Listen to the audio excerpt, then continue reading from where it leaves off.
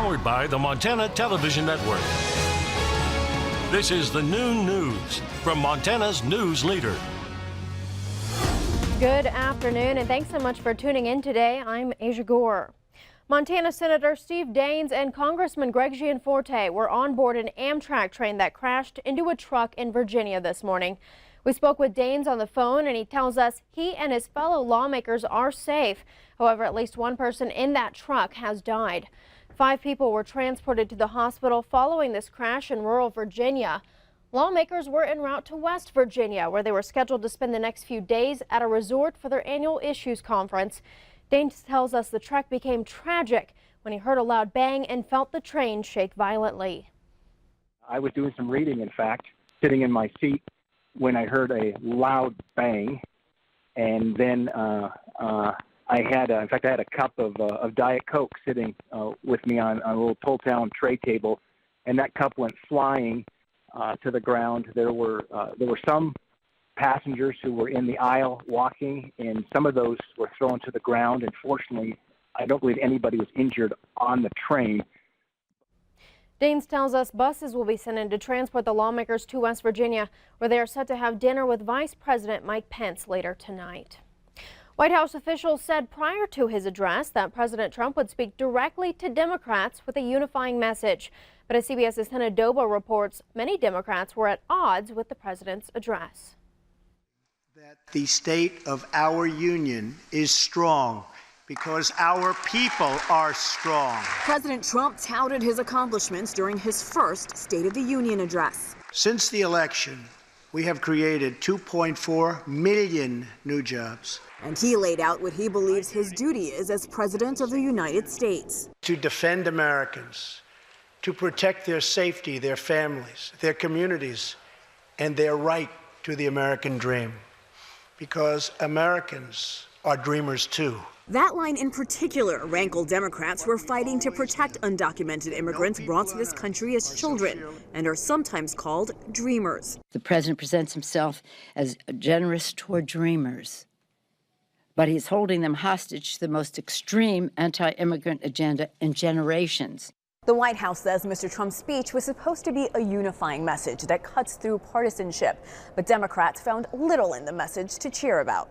Many sat in stony silence throughout most of the address, and they particularly bristled when the president equated immigration with gangs and drug violence. I think that was very disappointing when you always equate immigration with the worst of people. But not every Democrat remained seated. West Virginia Senator Joe Manchin frequently rose for applause. You know, just to sit there and frown is not going to fix anything. So let's embrace each other and try to make it work. And when we disagree, we can work through that. A CBS News poll shows 3 out of 4 Americans who saw the speech approve of the president's message. Hannah Doba, CBS News, Capitol Hill. Twitter reports this was the most tweeted about State of the Union address in the company's history. Here in Montana, fire crews are on the scene of a structure fire in the Billings Heights. The call came in around 10:30 this morning of a fire at a fourplex on the 600 block of Oakmont Drive. Smoke was seen billowing out of the upstairs window. There's no word on the cause of the fire or amount of damage. No injuries have been reported. The 2 people killed in a house fire near Chico are now identified. The Park County Sheriff identified the victims today as 36-year-old Adam Miller and 26-year-old Crystal Cameron. Both were residents of Immigrant. Fire crews were called to the scene early Thursday morning for a reported house fire in Immigrant. When crews put the flames out, they found Miller and Cameron dead, along with a deceased dog. The cause of that fire remains under investigation. A Bozeman man now accepts responsibility for a high-speed chase that left his friend dead in 2016. 19-year-old Jacob Burrows recently pleaded guilty in Gallatin County District Court to negligent homicide. Burrows admits he was driving over 100 miles per hour when he crashed, causing the death of 17-year-old Joseph Carnifex. Sentencing is set for March. The Miles City murder suspect says he shot his girlfriend 18 times after she fired first. 21-year-old Travis Doss is charged in Custer County Justice Court with 1 count of deliberate homicide for the murder of 21-year-old Shania Raymond. Doss was arrested Thursday after he called 911 to report he'd shot Raymond to death. Doss said he and Raymond were arguing before he grabbed his gun and then went outside the house to relieve himself. While outside, Doss claims Raymond fired 3 shots at him. Doss said he returned fire, shooting Raymond 18 times. Law enforcement arrived to find Raymond dead and Doss with a minor head wound. The sheriff tells us the investigation is still ongoing. Doss is being held on a $500,000 bond. A manhunt in East Missoula ends with the arrest of the suspect who fled on foot after crashing his vehicle into a home during a police chase Tuesday. Authorities say 35-year-old William Newhoff fled after U.S. Marshals attempted to take him into custody on a warrant. Residents were told to stay inside and lock their doors as law enforcement searched for Newhoff. More than 4 hours later, Newhoff was arrested without incident. No injuries were reported due to the chase. Newhoff will likely appear in court this week on new charges. We now know the name of the woman who was killed in a crash late Monday night in Rosebud County. She was 33-year-old Nikki Kennedy of Forsyth. Kennedy was traveling on Highway 39 with a 1-year-old infant who was not injured in the crash. Troopers said Kennedy was not wearing a seatbelt. She was then ejected from the vehicle and pronounced dead at the scene. In other news today, leaders of Montana's mining city hope to start mining for Bitcoin, a cryptocurrency traded and exchanged virtually. An out-of-state businessman purchased the MSE Technologies lot just south of Butte to open a Bitcoin mining operation. Now, Bitcoin is a type of digital money used to pay for goods and services online. This mining operation will be used to generate this digital currency, which requires plenty of power. Butte's representative for Crypto Watt says the site is attractive for Bitcoin mining because it's large, properly zoned, and has a big substation on site that can generate electricity. Economic leaders in Butte are excited to see the 53-acre site back in use.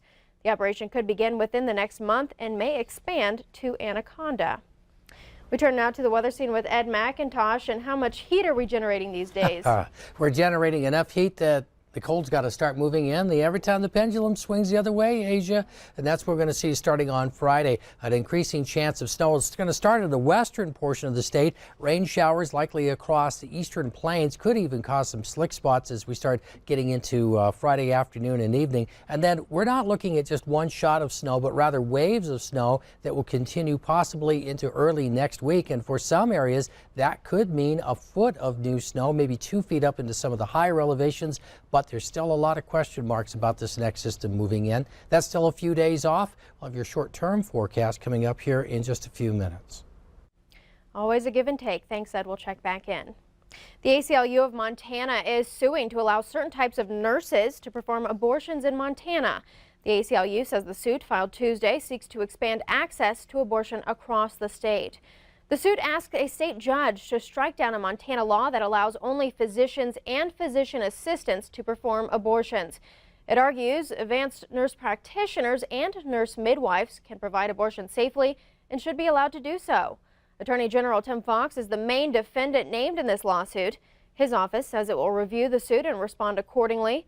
The ACLU says the suit is about making a legal service more available in Montana. The suit would also help the soon-to-reopen All Families Healthcare Clinic in Whitefish. The clinic was the only abortion provider in the Flathead Valley and shut down when it was destroyed by vandalism in 2014. The Department of Health and Human Services has made changes to Montana's medical marijuana industry with new administrative rules. The revisions were met with positive reaction among providers, some calling it a great day for the industry, while expressing the need for more change. In the latest changes, the state adds mandatory testing again. License costs for providers with 11 to 49 patients are lowered to $2,500. The state health department also outlines new rules for labeling marijuana items, and patients can be minors and now have a provider, but their parents or guardians must make the purchases. The latest ag news is next, and still ahead, months after Hurricane Maria devastated Puerto Rico, FEMA calls it quits. Details next. But first, Ed has our weather forecast. Stay tuned.